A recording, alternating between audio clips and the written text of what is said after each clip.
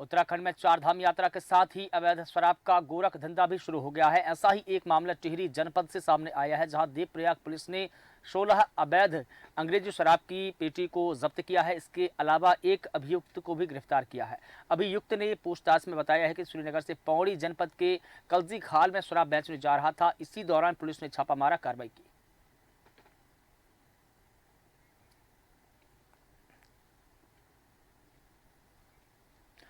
हरिद्वार में विवादित धर्म संसद के आयोजक रहे महामंडलेश्वर स्वामी नरसिंहानंदगिरी महाराज दिसंबर के महीने में एक बार फिर से धर्म संसद का आयोजन करने जा रहे हैं। स्वामी नरसिंहानंद ने हरिद्वार के मालवीय घाट पर पूजा अर्चना के बाद एक प्रेस कॉन्फ्रेंस की, जिसमें उन्होंने बताया कि दिसंबर के महीने में गाजियाबाद की जश्न पीठ पर एक बार फिर से 17 से 31 दिसंबर तक धर्म संसद का आयोजन किया जाएगा, जिसमें शामिल होने के लिए देश भर से बड़े साधु संतों, धर्म अधिकारियों और हिंदू चिंतकों को बुलाया जा रहा है।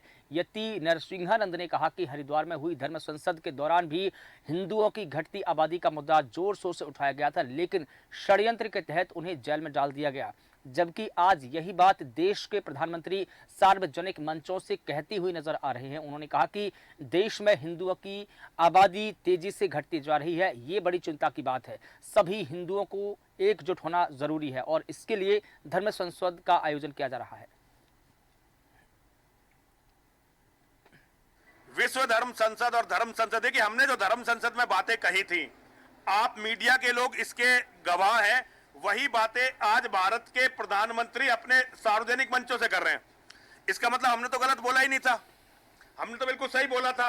हमें तो केवल गुंडागर्दी के तहत जेल में डाला गया था ताकि हम सच ना बोल सके। देखिए सर्वे की रिपोर्ट अधूरी है, ये आंकड़े इससे भी बहुत ज्यादा भयानक है। ये सर्वे की रिपोर्ट तो 2011 की जनसंख्या के आंकड़ों पर आधारित है। उसके बाद जनगणना करवाई नहीं गई है। अगर जनगणना आज की हो तो मुसलमानों की आबादी लगभग 30% होने वाली है। गंगोत्री हाईवे सोनगाड़ के पास में यात्री वाहन दुर्घटनाग्रस्त हो गया। हालांकि दुर्घटना में सभी यात्री सुरक्षित है। 8 यात्रियों को मामूली सी चोटें आई है। बता दें कि गुजरात के अहमदाबाद से चारधाम यात्रा पर आए श्रद्धालुओं का वाहन टेम्पो ट्रेवलर गंगोत्री धाम की ओर जाते हुए सोनगाड़ के पास में ब्रेक फेल होने से दुर्घटनाग्रस्त हो गया। यातायात निरीक्षक राजेंद्र नाथ ने बताया कि पुलिस के जवानों द्वारा त्वरित कार्रवाई करते हुए घायलों को 108 एम्बुलेंस की सहायता से प्राथमिक स्वास्थ्य केंद्र भटवाड़ी पहुंचाया गया है। वाहन में चालक समेत 18 लोग थे, सभी सुरक्षित है। 8 लोगों को हल्की चोटें आई है।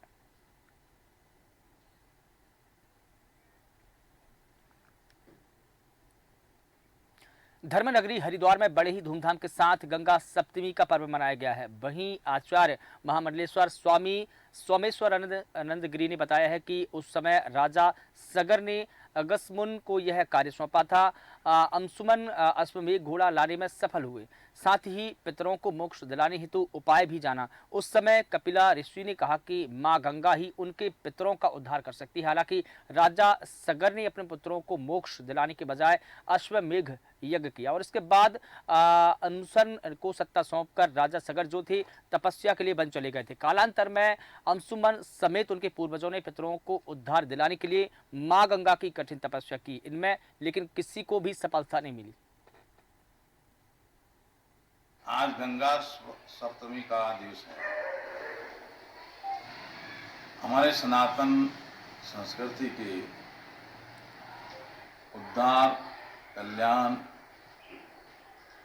तरन तारणी, पतित पावनी माँ गंगा का अवतरण का कथा आज से शुरू हो जाती है। माँ गंगा भगवान श्री हरि के श्री चरणों से निकलकर जब पृथ्वी की ओर बढ़ी तो पृथ्वी उसका वेग सहन नहीं कर सकती थी, तो भगवान शंकर जी की जटाओं में आज के दिन अवतरित हुई। उत्तराखंड में एक बार फिर से मौसम का मिजाज बदलने की संभावना है। मौसम विभाग के मुताबिक आने वाले 4 से 5 दिनों तक पूरे प्रदेश भर में मौसम साफ रहने की उम्मीद है। साथ ही तापमान सामान्य से ऊपर रहने के आसार हैं। मौसम विभाग के निदेशक विक्रम सिंह ने बताया है कि आगामी 4 से 5 दिनों की अगर बात की जाए तो पहाड़ से लेकर मैदानी इलाकों तक मौसम सामान्य बने रहने की संभावना है। साथ ही प्रदेश भर में तापमान सामान्य से ऊपर रहने का अंदेशा है। विक्रम सिंह ने कहा कि तापमान बढ़ने के साथ ही शासन प्रशासन को वनाग्नि की घटनाओं पर भी बारीकी से नजर रखने की जरूरत है, ताकि बढ़ते तापमान के साथ वनाग्नि की घटना प्रदेश में फिर विकराल रूप न धारण कर सके। हालांकि 20 मई से एक बार फिर से मौसम करवट बदल सकता है। आप देखेंगे 14 से लेकर करीब करीब 19 या 20 तारीख तक जो है तो मौसम जो है शुष्क रहने वाला, ड्राई रहने वाला है। और जो तापमान है, क्योंकि कोई बारिश की एक्टिविटी 14 से लेकर 19-20 तक हम देख रहे हैं तो उसमें है नहीं जो है, तो इसकी वजह से कहीं ना कहीं फिर जो तापमान है वो थोड़ा जो है ग्रेजुअली बढ़ेंगे। और आप देखेंगे 18-19-20 के आसपास जो करीब करीब जो है मैदानी क्षेत्रों में आप कह सकते हैं कि 39-40 के आसपास ऊपर पहुंच जाएंगे। और इसी तरह जो है हिल्स में भी बात करें, जो 2000 मीटर या उसके आसपास के क्षेत्र की बात करें तो वहां पर भी वो करीब जो है 28-29 तक वो आ जाएंगे।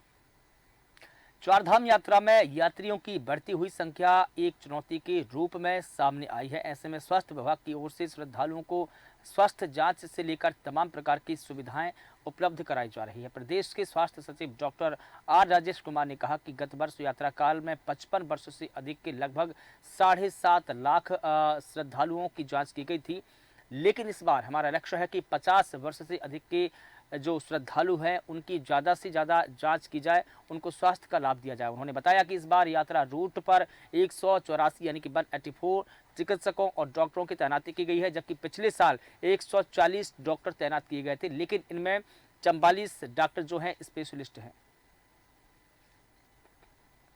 करना चाहूँगा, चारों धामों को मिला के हम लोगों ने लगभग 30 के आसपास मेडिकल रिलीफ पोस्ट में हम लोगों ने एस्टैब्लिश किए हैं, जहाँ पे डॉक्टर और पैरामेडिक्स तैनात हैं।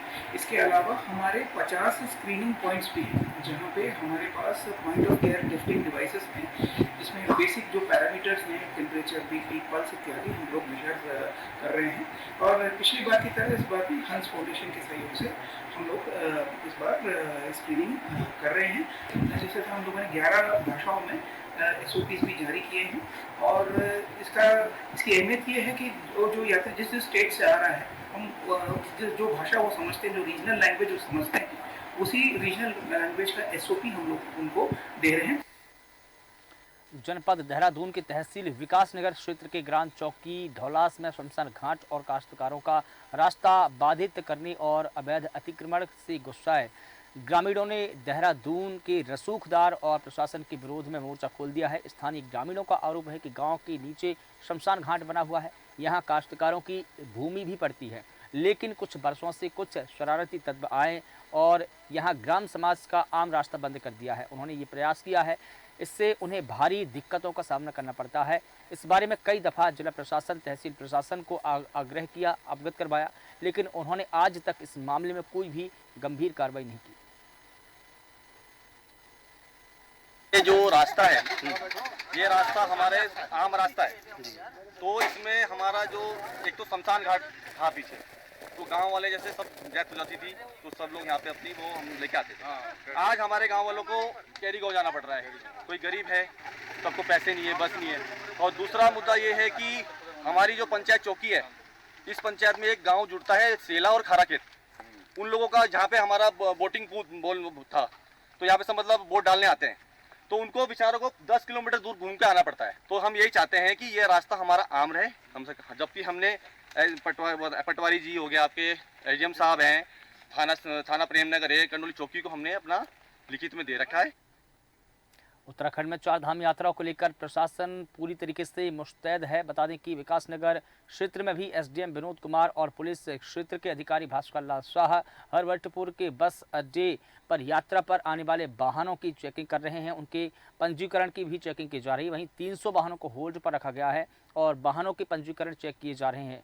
वहीं पुलिस क्षेत्राधिकारी भास्कर लाल शाह ने बताया कि हमारे द्वारा वाहनों को चेक करके आगे भेजा जा रहा है। SDM ने बताया कि 300 वाहनों को फिलहाल होल्ड पर रखा गया है।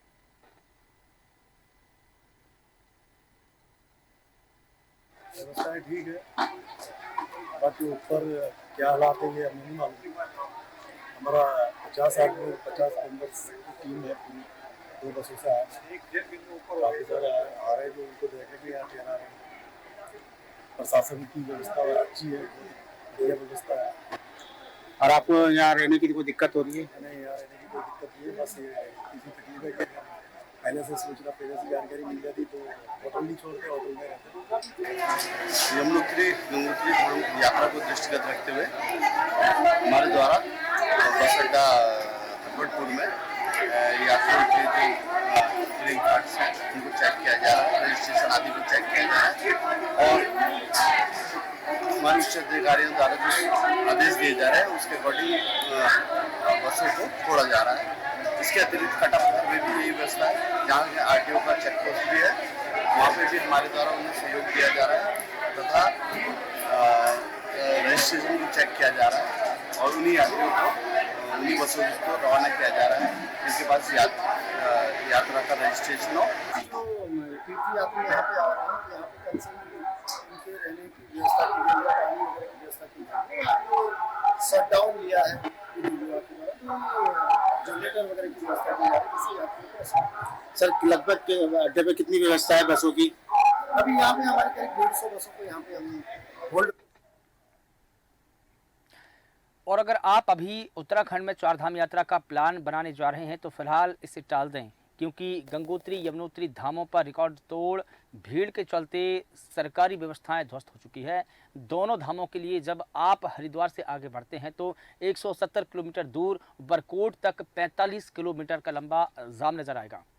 बरकोट से आगे यमुनोत्री और गंगोत्री के रास्ते हैं, ये सभी बंद हैं, जाम पड़े हैं। यहाँ से उत्तरकाशी का रास्ता 30 किलोमीटर रूट बनवे है, इसलिए मंदिर से लौट रही गाड़ियों को पहले यहाँ से निकाला जा रहा है।